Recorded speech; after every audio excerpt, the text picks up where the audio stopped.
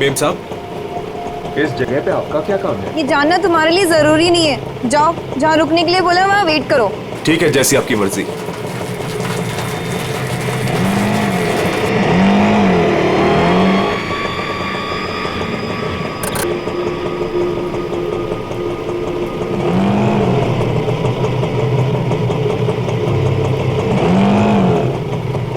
अरे तुम गए नहीं अभी तक, जाओ। जी मेम साहब।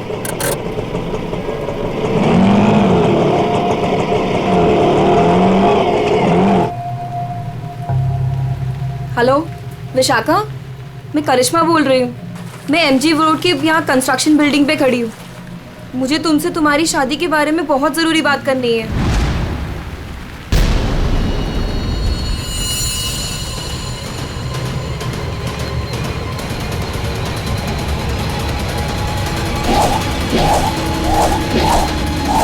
मेम साहब, मेम साहब, मेम साहब, कहाँ चली गई? मैं तो यहीं छोड़ के गया था। मेम साहब, मेम साहब।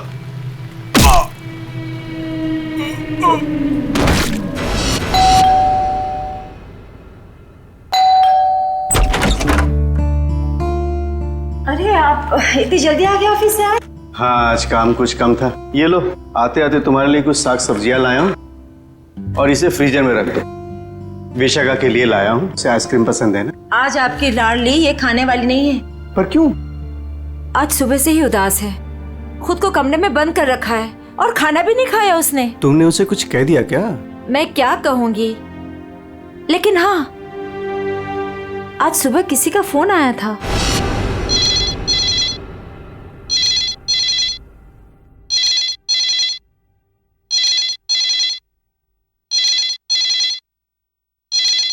हेलो। हेलो, विशाखा बोल रही हो? जी हाँ, विशाखा बोल रही हूँ। देखो, मुझे तुमसे बहुत ज़रूरी बात करनी है। ये बात तुम्हारी शादी के बारे में है। शादी? कौन सी शादी? मुझे इस बारे में कोई बात नहीं करनी है। प्लीज मुझे दोबारा कॉल मत कीजिए।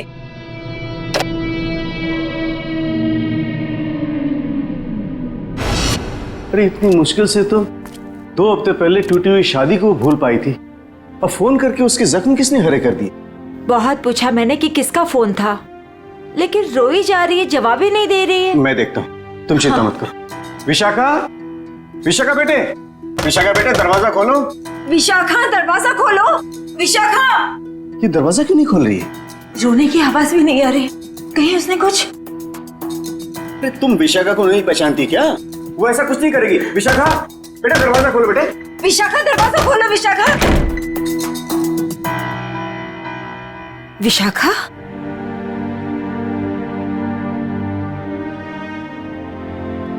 विशाखा बेटे, वो शादी वाले फोन कॉल से चिंता में है ना तू? हाँ पापा, काश मैंने उस गलत लड़के से शादी की जिद न की होती। मेरी वजह से आप लोगों को कितना अपमान सहना पड़ा।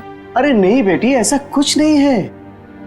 उस लड़के के साथ तेरी शादी नहीं हुई, ये तो बड़ी अच्छी बात है। उस परिवार से तू बच गई बेटे। हाँ। और फिर हमारे इस लाडो के लिए इस शहर में कोई लड़की की कमी है क्या? हाँ? और क्या, हमारी विशाखा है इतनी प्यारी कि कोई भी लड़का इसे देखते ही पसंद कर लेगा। नहीं माँ, इस बार अपनी पसंद पे भरोसा करके मैं कोई गलती नहीं करना चाहती। आप लोगों की पसंद पे ही मेरी मंजूरी है। अरे हाँ सरिता, कल ठीक 3 बजे लड़के वाले विशाखा को देखने आ रहे हैं, तुम तैयार रहना। आपने पहले क्यों नहीं बताया? ओहो श्रीमती जी, तो अब तो बता दिया ना। हाँ? पापा, मुझे भगाने की बहुत जल्दी है ना आपको? मैं क्यों नहीं, अब इसकी शादी हो जाएगी तो इस कमरे को मैं अपना स्टडी रूम बना लूंगा। अच्छा, तो मैं भी अपना रूम लॉक करके जाऊंगी ससुराल।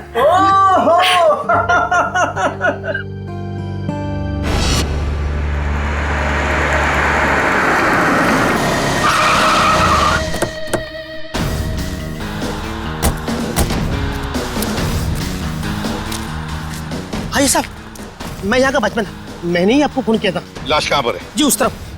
चलो दिखा। जी।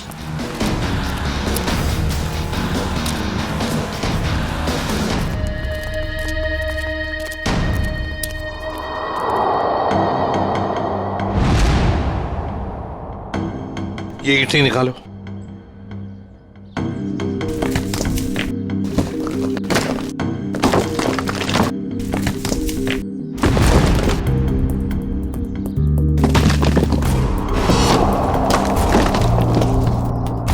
सर लगता है लाश को छुपाने की पूरी कोशिश की लेकिन पूरी तरह से कामयाब नहीं हुआ है।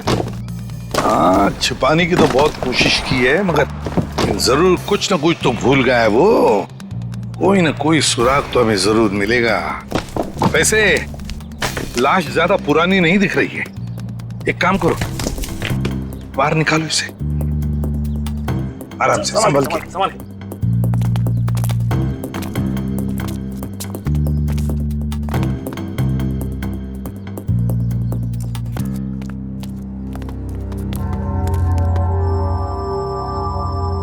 ये देखो, बड़ी बेरहमी से मारा है इसे। सामने से सीधे चाकू घोंप दिया सीने में। हाँ सर, देख के लगता है कि इसे चीखने चिल्लाने का मौका ही नहीं मिला। ये देखो, इसके सिर के पीछे भी चोट है। लगता है जिसने भी ये किया है ना, शायद पीछे से आकर इस रिक्शा वाले के सिर पर पीछे से हमला किया, वार किया। ये बेचारा मुड़ गया हमलावर को देखने के लिए, तो सामने से चाकू घोंप दिया।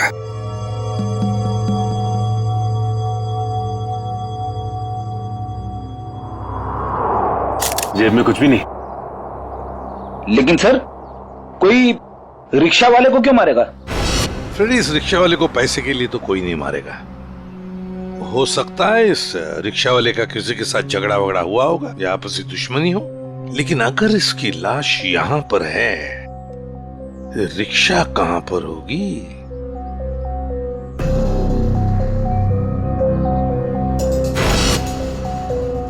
सर, हाँ सर ये देखिए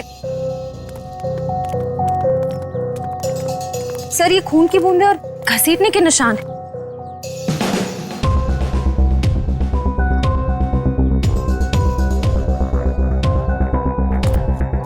ये देखो, लगता है जिसने भी ये किया है, इस रिक्शा वाले को यहां से घसीट कर वो लेकर गया वहां ईंटों में छुपाने के लिए। वो क्या है?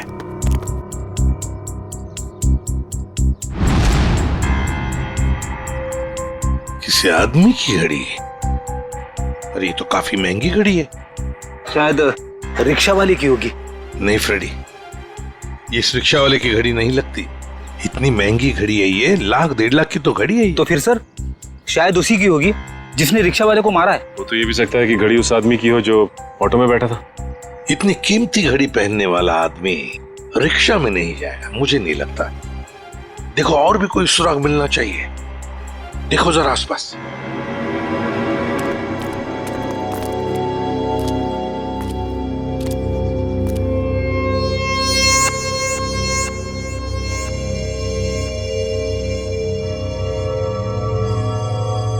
अरे सर, कुछ मिला? हाँ सर, किसी लड़की की ये डायमंड इयररिंग मिली है, यहाँ नीचे गिरी हुई थी। इयररिंग? इसका तो एक ही मतलब हो सकता है, जब ये हादसा हुआ तब कोई लड़की यहाँ पर मौजूद थी। तो खून लड़की ने किया? सचिन, पता नहीं खून किसने किया, लड़की ने या और किसी ने, लेकिन एक बात तो जरूर है कि ये लड़की उस रिक्शा वाले के साथ मौजूद थी। सर, हो सकता है ये लड़की उस ऑटो वाले की सवारी थी। लेकिन लड़की यहाँ ऐसी जगह क्या करने आई थी? कुछ ना कुछ तो और ही चक्कर है। जो भी हो, उस हादसे में जरूर हाथापाई हुई होगी, जिसकी वजह से वहां पर वो घड़ी मिली और अब ये ईयररिंग। ये केस तो बहुत पेचीदा हो गया। इतने सारे सवाल लेकिन जवाब इतने कम। सारे सवालों का जवाब इसी बिल्डिंग में है। इस बिल्डिंग को अच्छी तरह से छान मारते हैं। Let's go.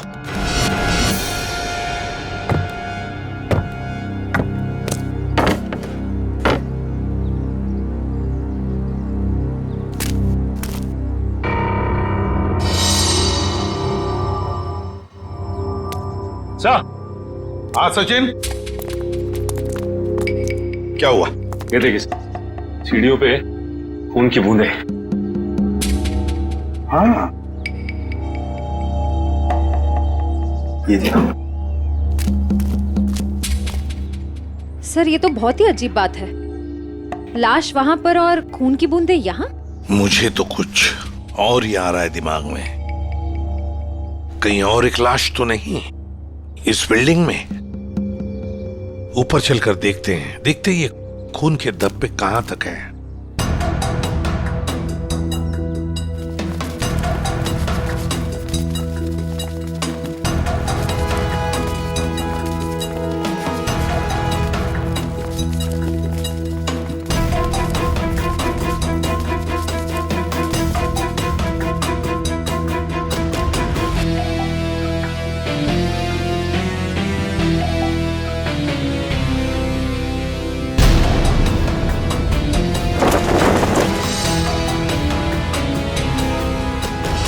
भाई साहब मैं तो कहता हूँ अभय और विशाखा एक दूसरे के लिए बिल्कुल सही है। दोनों के ख्यालात मिलते जुलते हैं, दोनों का स्वभाव एक है और वैसे एक साथ स्कूल में पढ़ चुके हैं।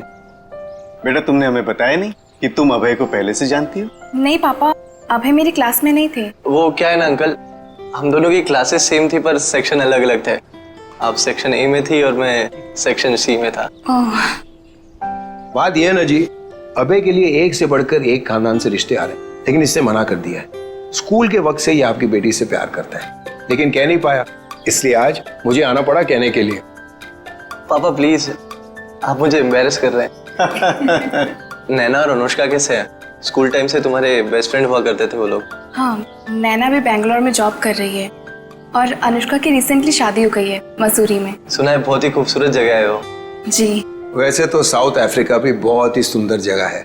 25 साल पहले हमने हमारे हीरो का बिजनेस वहां शुरू किया था और आज यहाँ तक ले आए उसे। आप लोग बैठिए, मैं आप लोगों के लिए चाय वगैरह लेकर आती हूँ।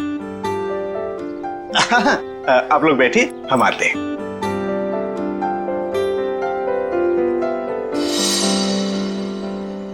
क्या बात है सरिता, क्या हुआ? देखिए, लड़का और परिवार तो मुझे अच्छे लग रहे हैं, लेकिन एक बार आप साफ साफ पूछ लीजिए, लेन देन की जो भी बात है। सरिता क्यों चिंता करती हो? देखो मुझे नहीं लगता कि धीरेन्द्र जी की कोई मांग है, और अगर होगी भी तो हम मांग पूरी कर देंगे ना। देखो सरिता, मेरी पेंशन है, तुम्हारे जेवर है, और अगर जरूरत पड़ी तो हम ये मकान बेच देंगे। आखिर हमारी एक ही बेटी है। ओफो, आप एक बार पूछ तो लीजिए ना, कहीं कोई बड़ी मांग रख दी तो। फिर तो ये रिश्ता नहीं हो पाएगा।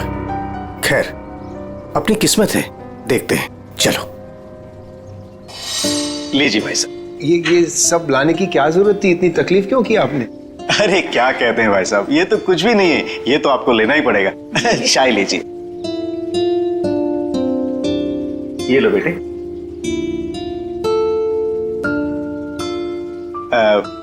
भाई साहब अगर आप बुरा न माने तो कुछ देर हम लोग बाहर चल के आपस में बात कर लेते हैं। अरे इतने में बच्चे भी एक दूसरे से बात कर लेंगे। अरे ये तो बहुत अच्छी बात है, चलिए।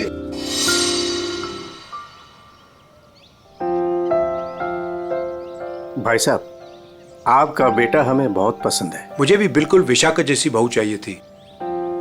अगर विशाखा अभय को पसंद करे। उसकी फिक्र आप मत कीजिए, हमारी मंजूरी में ही उसके यहाँ है। ये तो बड़ी अच्छी बात है, तो मैं बात पक्की समझूं? जी जरूर। धीरेन्द्र जी, अगर आपकी कोई मांग हो तो आप मुझे। ये कैसी बात कर ली आप लोगों ने? अरे भाई, भगवान का दिया हुआ सब कुछ है हमारे पास। आपकी बेटी सिर्फ 2 जोड़ी कपड़ों में चाहिए, ये आप कर पाएंगे या नहीं? मुझे समझ में नहीं आता कि मैं आपका ये कर्ज कैसे चुका पाऊंगा। लेकिन हमारी एक शर्त है। शर्त? ये शादी 2 दिनों में हो जानी चाहिए।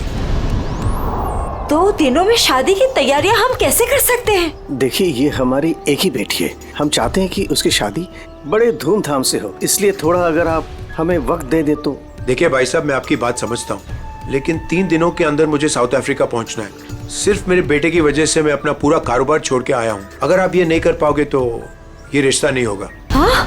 सोच लो आप लोग।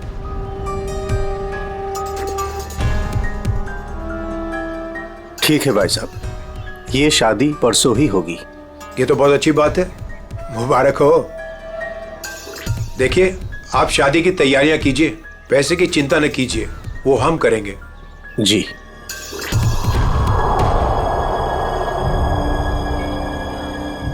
कैसे? तुम चिंता मत करो सरिता, भगवान की जो मर्जी है वही होगा। चलो शादी की तैयारी करते हैं।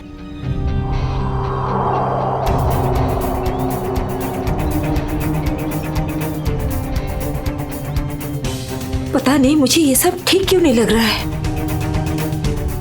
शादी ब्याह जैसी चीज जल्दबाजी में करना, कहीं हम गलत निर्णय तो नहीं ले रहे।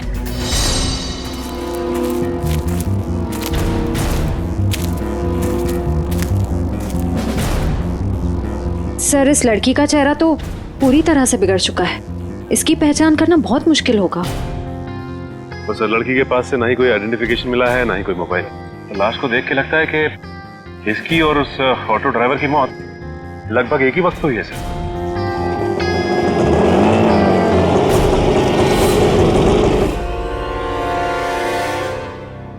सर, ये लावारिश रिक्शा यहां से थोड़ी दूर पे खड़ी हुई थी, लोगों ने मुझे बताया। और सर, ये रहे रिक्शा के पेपर्स। वो लाश इसी रिक्शा ड्राइवर की थी, चमन नाम था उसका। और सर, ये फोटो भी लगी उसकी। हाँ, चमन खुद मालिक था इस रिक्शा का। और कुछ मिला? हाँ सर, मोबाइल मिला है सर, लेकिन सर बैटरी डाउन है इसकी। ठीक है, कोई बात नहीं, इसमें से हमें बहुत कुछ इंफॉर्मेशन मिल सकती है।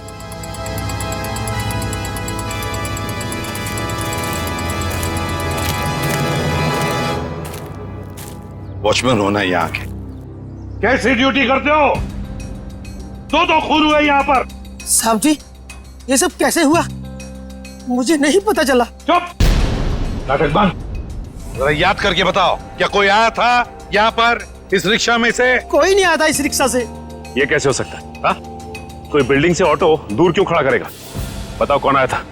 हाँ साहब जी, याद आया, जब मैं खाना खाने गया था ना, जरूर कोई आया होगा। झूठी करते हो।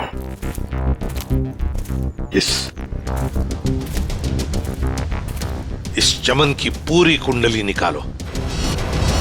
हाँ अभिजीत।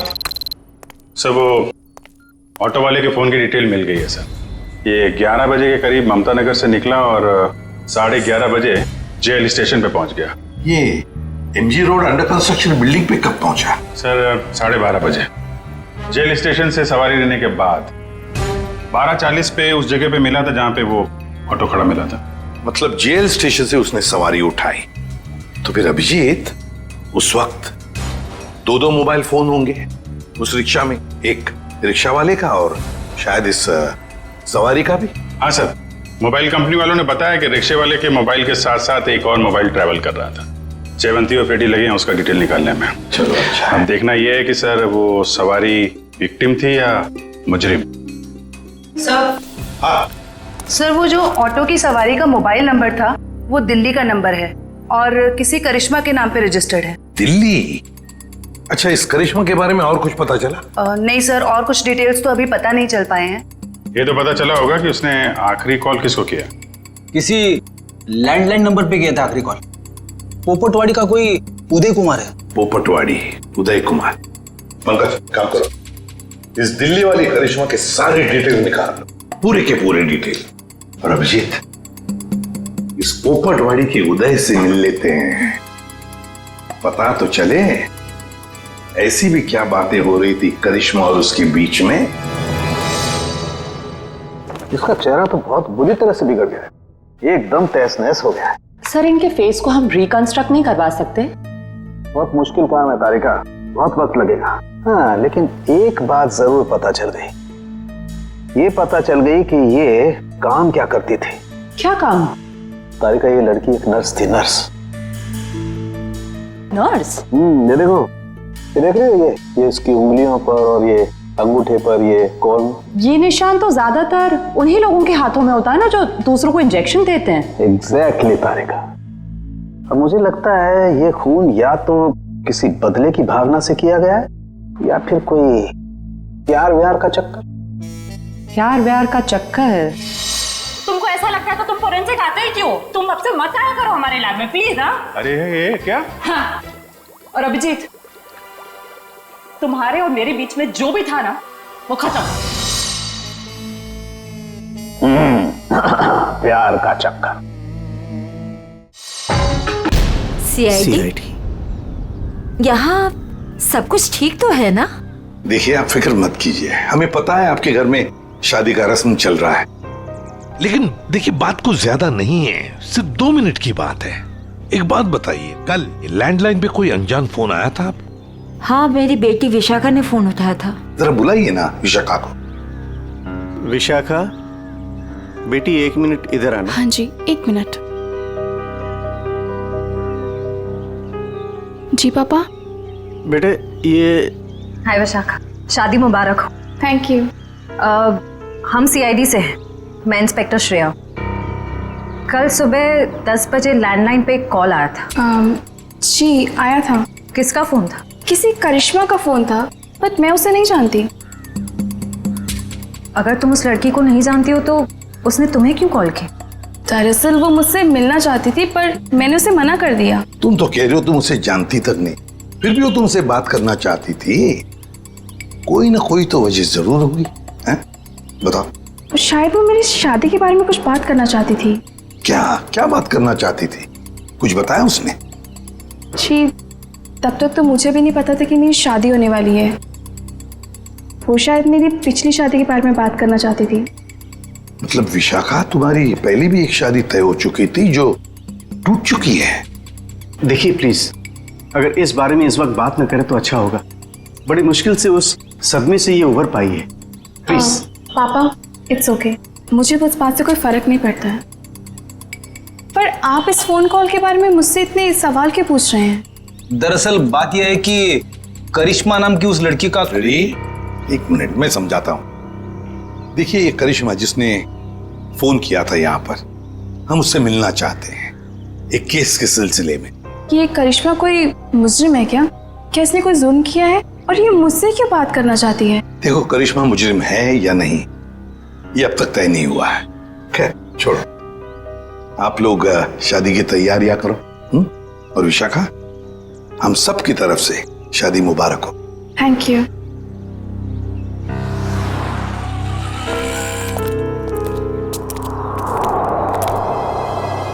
हेलो, सुनो, सब गड़बड़ हो गया है यहाँ। सीआईडी आ गई है। हाँ जी, क्या हाल है बॉस? फिर से बन गया चेहरा? अरे चेहरा बनने में टाइम लगता है ना यार। और कितना टाइम चाहिए तुझे? मैं बोल रहा था तारे का, प्रद्युमन जैसे ही मेरी शक्ल देखेगा पीछे पड़ जाएगा। कितना टाइम लेगा चेहरा बनाने में? यार इतना सा काम है साउंड के। वैसे एक बात बताओ, आप लोगों को वाकई कुछ पता नहीं चला उस लड़की के बारे में? हमें इतना तो पता चल चुका है कि उस लड़की का नाम करिश्मा है और वो दिल्ली की रहने वाली थी। और अगर मैं ये बताऊं कि करिश्मा एक नर्स थी तो? सर, उस करिश्मा के बारे में नई बात पता चली सर। क्या? वो दिल्ली में 10 स्टार हॉस्पिटल में नर्स है। लो, ये बात अब बता रहे हैं, मैं कब की बता चुका ये बात। 10 स्टार हॉस्पिटल, दिल्ली। वाह यार अभय, बड़ी सुंदर दुल्हन मिली है तुझे, सच्ची। पता नहीं कहाँ से किस्मत लिखा के लाया है। अरे वो कहते हैं ना, लंगूर के हाथ में अंगूर। एग्जैक्टली।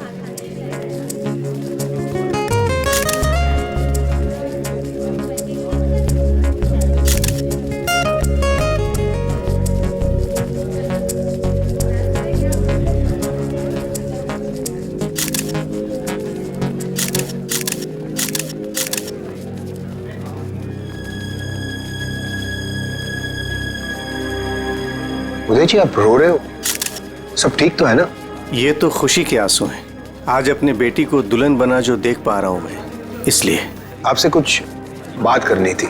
हाँ हाँ, तो कहिए ना। यहाँ कहना ठीक नहीं होगा, जरा अंदर चलिए ना।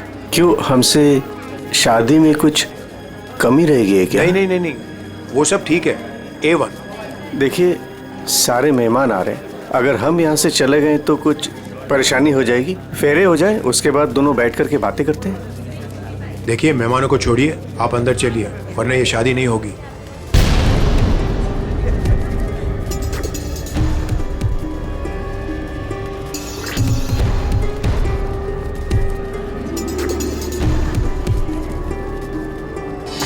आइए उदय जी।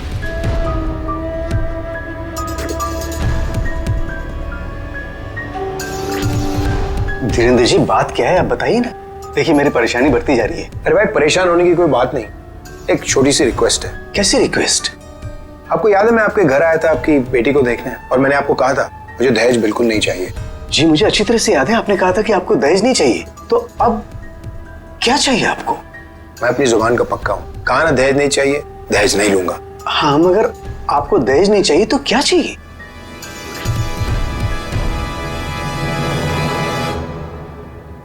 Kidney kidney kidney.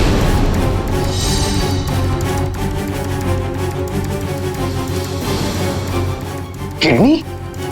पर किसकी? मैं शायद आपको बताना भूल गया कि मेरी तबीयत दरअसल ठीक नहीं रहती, और जल्द से जल्द अगर किडनी ट्रांसप्लांट नहीं हुआ तो मैं ज्यादा दिन नहीं बच पाऊंगा।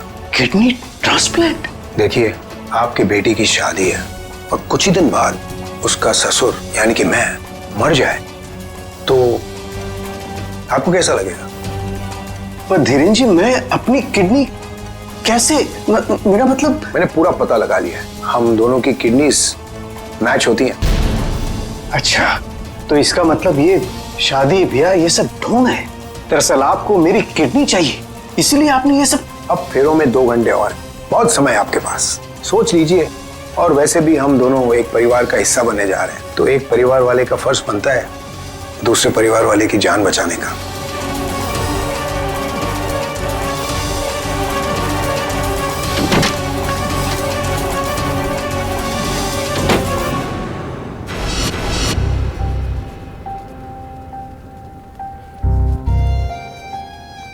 आपको दहेज नहीं चाहिए तो क्या चाहिए? Kidney kidney kidney.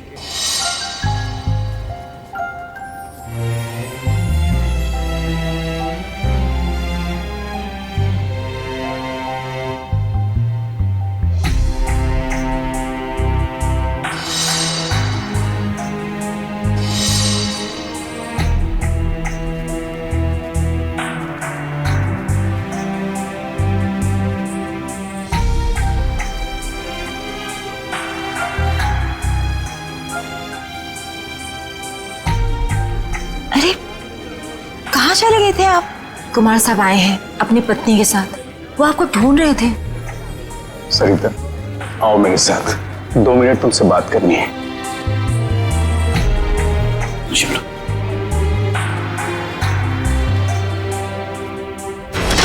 आओ सरिता। क्या हुआ मुझे बताएंगे भी? सरिता दरवाजा बंद कर दो, बताता हूं।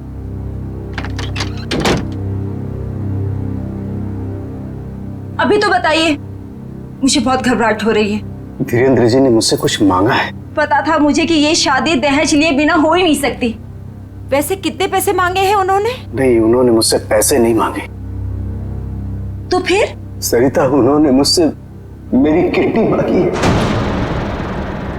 किडनी? हाँ सरिता। हे भगवान, इसका मतलब ये सब शादी वादी ढोंग है।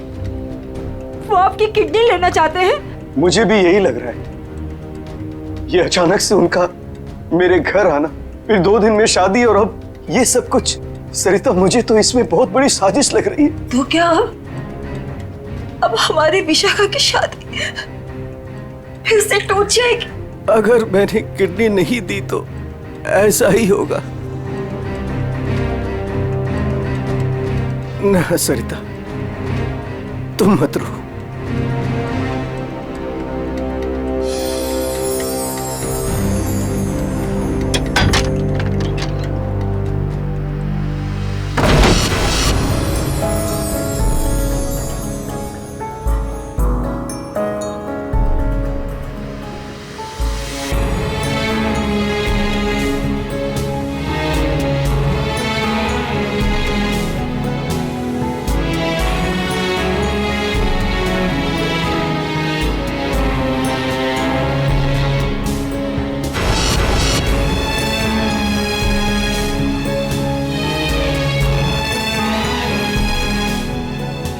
सारे मेहमान आ चुके हैं और अगर इस बार भी हमारी विशाखा की शादी नहीं हुई तो वो पूरी तरह टूट जाएगी। एक जख्म तो वो पहले ही खा चुकी है, लेकिन अब दोबारा वो बर्दाश्त नहीं कर पाएगी। मैं जानता हूं सरिता, तुम ठीक कह रही हो, इसलिए मैंने सोच लिया है, मैं अपनी किडनी दूंगा। हाँ सरिता। नहीं, अगर आपने किडनी दे दी तो आपका क्या होगा? मुझे कुछ नहीं होगा सरिता। और वैसे भी इंसान के शरीर में 2 किडनियां होती है जिससे उसका शरीर चलता है, लेकिन फिर भी इंसान एक किडनी के सहारे जी सकता है। मुझे ये सब कुछ ठीक नहीं लग रहा है। अगर कुछ ऊंच नीच हो गई तो मैं आपको खोना नहीं चाहती हूँ। नहीं सरिता, मुझे कुछ नहीं होगा, और अगर मुझे कुछ हो भी गया तो कम से कम मेरी आत्मा को ये सोचकर संतुष्टि तो मिलेगी ना कि मैंने अपनी बच्ची की खातिर उसके पैदाइश से लेकर के उसकी शादी तक सब कुछ किया। प्लीज।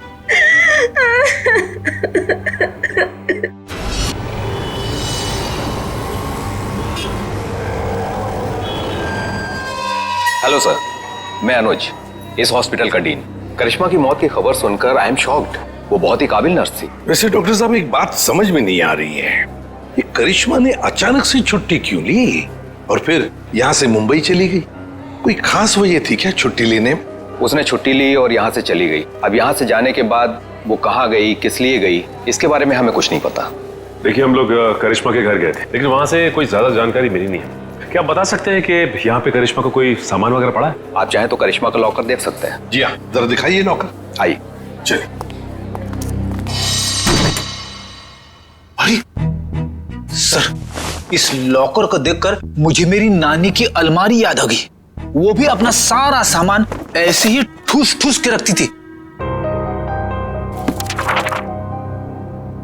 सर, ये तो किसी मरीज की मेडिकल रिपोर्ट है। किसकी फाइल है ये? दे उदय कुमार। उदय? विशाखा के पिताजी उदय कुमार? कमाल है, इस फाइल को तो हॉस्पिटल के रिकॉर्ड रूम में होना चाहिए। ये करिश्मा के लॉकर में कैसे? मतलब ये करिश्मा उदय जी और उसके परिवार वालों को जानती थी? वो परिवार वाले तो बता रहे थे कि वो करिश्मा को जानते ही नहीं। जरा बताइए, किस चीज का इलाज चल रहा था उदय का?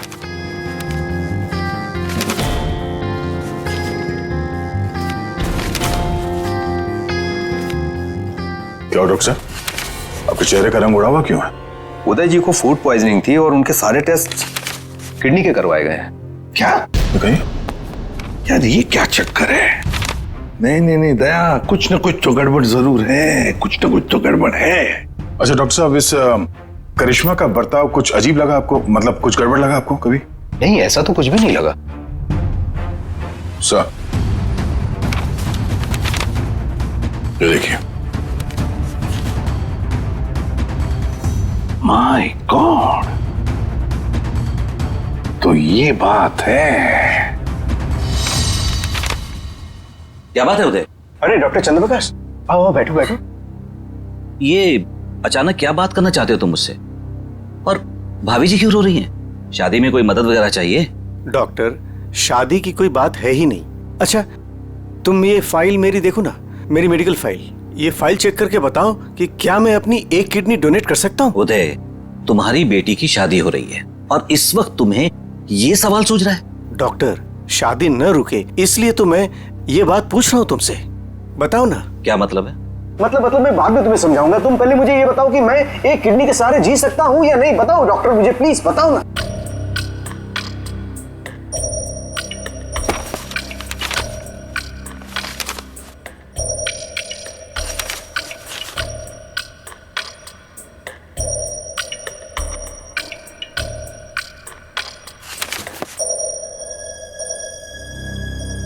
डॉक्टर, रिपोर्ट ठीक तो है ना? क्या हुआ चंद्रप्रकाश, बताओ ना कुछ मुझे।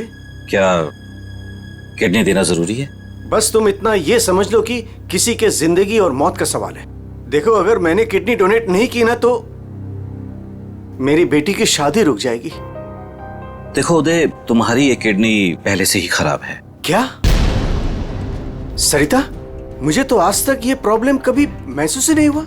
कैसे किडनी फेलियर हो सकता है? क्योंकि उदय, तुम्हारी बॉडी दूसरी किडनी से फंक्शन कर रही है। आई एम सॉरी, अगर तुमने ये दूसरी किडनी भी डोनेट कर दी तो क्या? तो तुम्हारा बचना नामुमकिन है। किडनी डोनेट करने के लिए तुम मेडिकली फिट नहीं हो। देखो, ऐसा मत कहो डॉक्टर, मुझे ये किडनी दान करनी ही पड़ेगी किसी भी हालत में। डॉक्टर प्लीज जरा चेक करके बताओ, कोई तो रास्ता निकालो।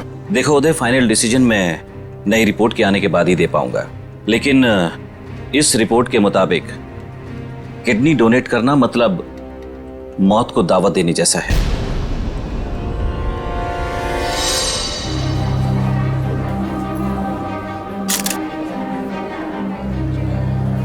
आओ।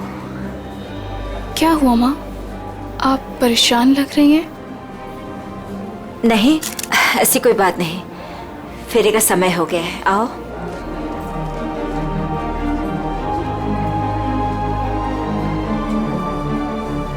अरे उदय जी, आप ही को ढूंढ रहा था। फेरे लगवाएं या फिर मैं बारात वापस? जी नहीं, बारात वापस ले जाने की नौबत नहीं आएगी। मुझे पता था, आप बड़े समझदार इंसान हो, सही डिसीजन लिया। और वैसे आप अपनी बेटी को इतना प्यार जो करते हो, आइए। यकीन नहीं आ रहा है दया, शादी के नाम पे ऐसी सौदेबाजी।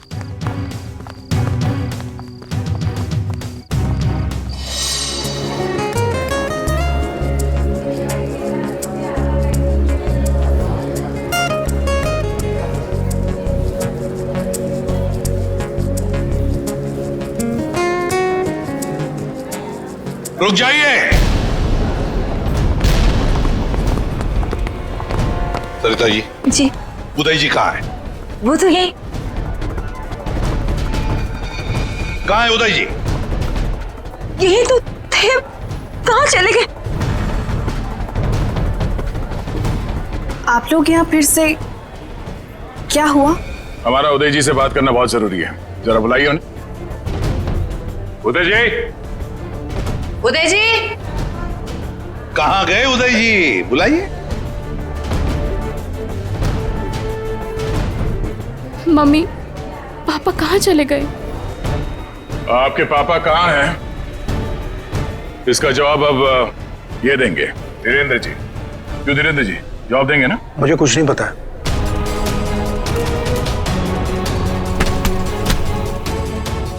नहीं पता तो सड़क कहाँ रहे आप? हाँ? सर, मैंने कुछ नहीं किया सर, मैं तो इनका असली बेटा भी नहीं हूँ सर। मेरे पति को इन लोगों ने गायब करवाया होगा और किडनी के लिए ये लोग शादी तोड़ने की धमकी दे रहे थे।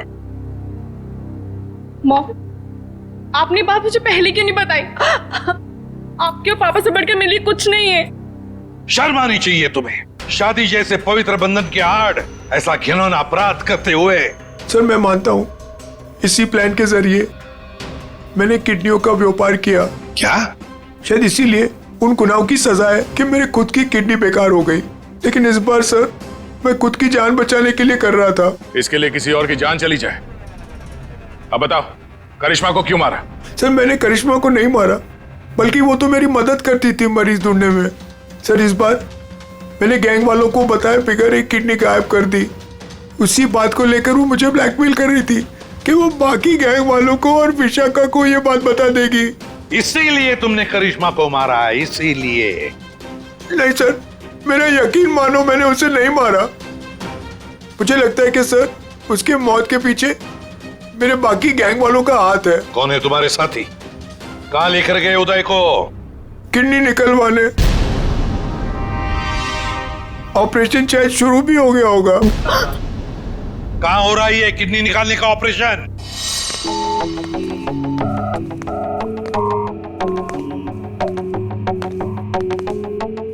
चल डॉक्टर, ऑपरेशन शुरू कर। देखो तुम जो ये कर रहे हो ना, ठीक नहीं कर रहे हो। बकवास बंद कर और अपना काम कर जल्दी।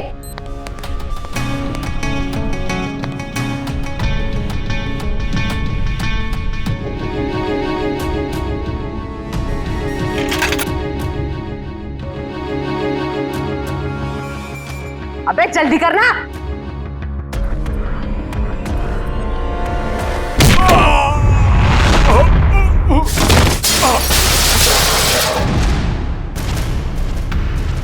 कौन है वहां?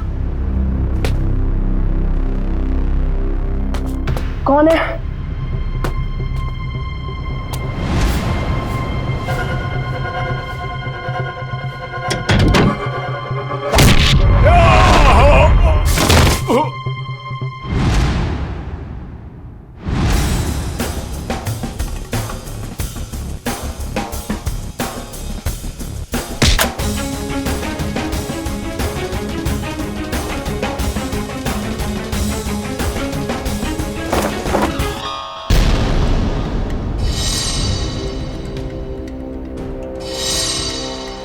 अपने जुर्म का इनाम तो लेती जाओ।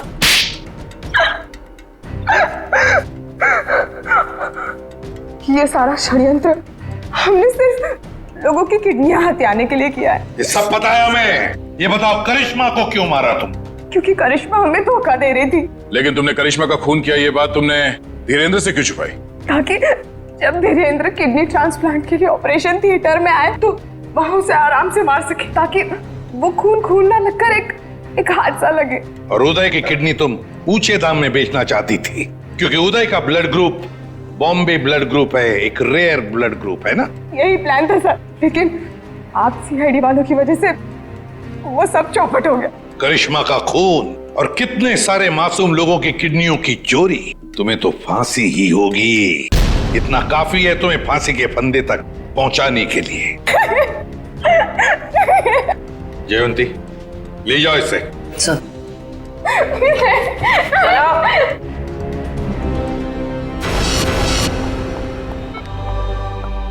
कैसे आप? तबीयत कैसी है आपकी? पापा ठीक तो है आप? सरिता, विशाखा बेटी, तुम लोग रो क्यों रहे हो? क्या हुआ मुझे? मैं आपसे कभी बात नहीं करूंगी। आपको क्या लगा मेरी शादी आपकी जिंदगी से ज्यादा जरूरी है? ऐसी कोई बात नहीं। दरअसल मैं और सरिता, हम तो सिर्फ तुम्हारी खुशी चाहते हैं बेटे। मेरी खुशी आपसे है, आपसे है। माना बाकी लड़कियों की तरह मेरा भी सपना है कि मेरा भी एक अच्छा पति हो, लेकिन वो पति मुझे अपने पिता की कीमत पर बिल्कुल नहीं चाहिए। देखा उदय जी, आपकी बेटी विशाखा कितनी समझदार है, सियानी है और सही बोल रही है।